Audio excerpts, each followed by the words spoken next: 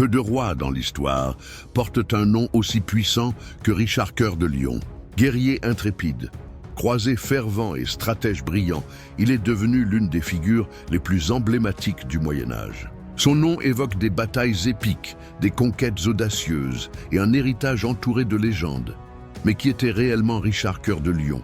Dans cette vidéo, nous allons explorer la fascinante trajectoire de ce roi d'Angleterre qui a passé la majeure partie de sa vie loin de son propre royaume.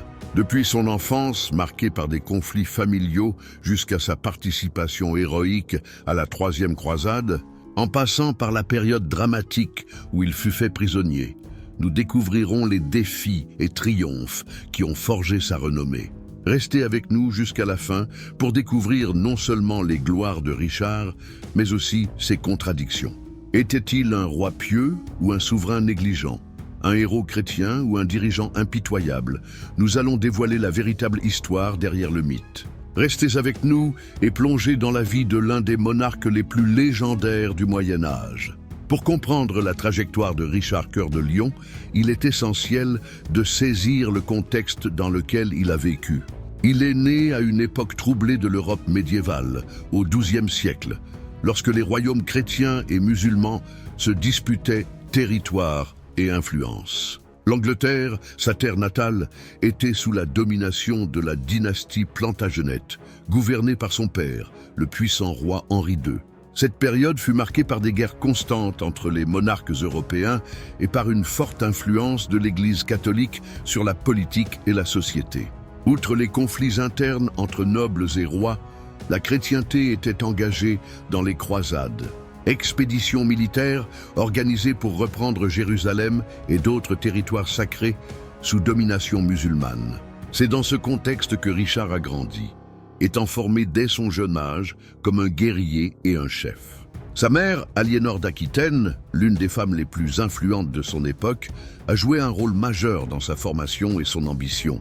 L'Europe du XIIe siècle était un monde d'alliances instables, de trahisons et de batailles féroces. Comprendre ce contexte nous aide à saisir comment Richard est devenu l'un des rois les plus célèbres de son époque.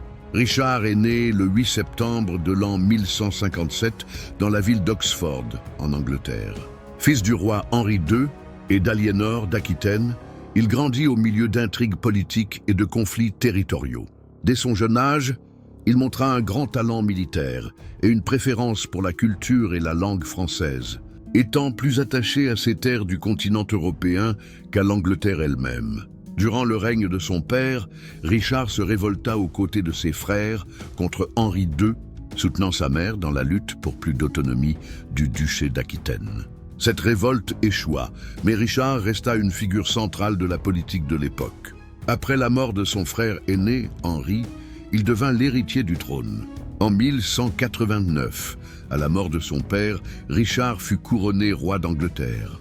Cependant, son attention était tournée vers la Terre Sainte. Il organisa une expédition militaire et partit pour la Troisième Croisade, aux côtés de Philippe Auguste de France et de l'empereur Frédéric Barberousse.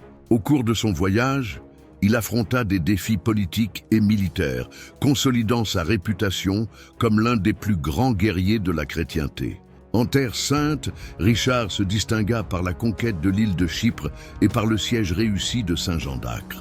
Son plus grand rival était Saladin, le chef musulman qui avait reconquis Jérusalem après la mort de Baudouin IV. Tous deux livrèrent des batailles légendaires. Et bien que Richard ait remporté la bataille d'Arsouf et d'autres escarmouches, il ne parvint pas à reprendre Jérusalem.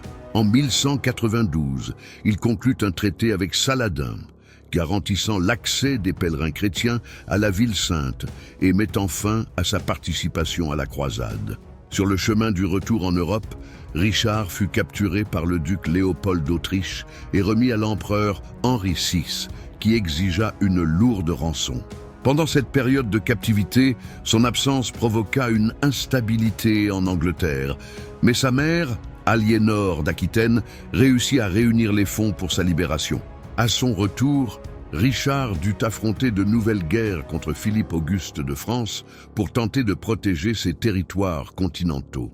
Sa vie prit fin en 1199, lorsqu'il fut blessé par une flèche lors du siège du château de Chalut. Mort à l'âge de 41 ans, Richard laissa un héritage de courage et de conquête qui résonne encore aujourd'hui. L'impact du règne de Richard Cœur de Lion s'est fait sentir bien au-delà de sa propre vie.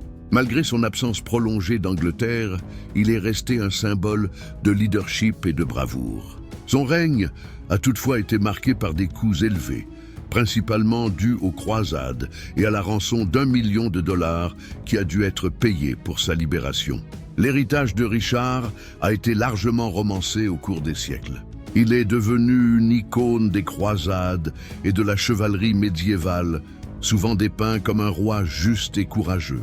Cependant, son obsession pour les guerres et les croisades a eu des conséquences désastreuses pour l'Angleterre, qui après sa mort a dû faire face à des difficultés économiques et à une instabilité politique. Malgré cela, Richard Cœur de Lion reste l'une des figures les plus célèbres de l'histoire médiévale. Son nom et sa légende résonnent dans les livres, les films et la mémoire collective de la chrétienté, tant pour sa bravoure que pour ses controverses. Si l'histoire de Richard Cœur de Lion vous intéresse, n'oubliez pas d'aimer cette vidéo et de la partager avec des amis qui aiment aussi l'histoire. Commentez ci-dessous ce qui a le plus retenu votre attention à propos de ce roi légendaire et les autres personnages historiques que vous aimeriez voir ici.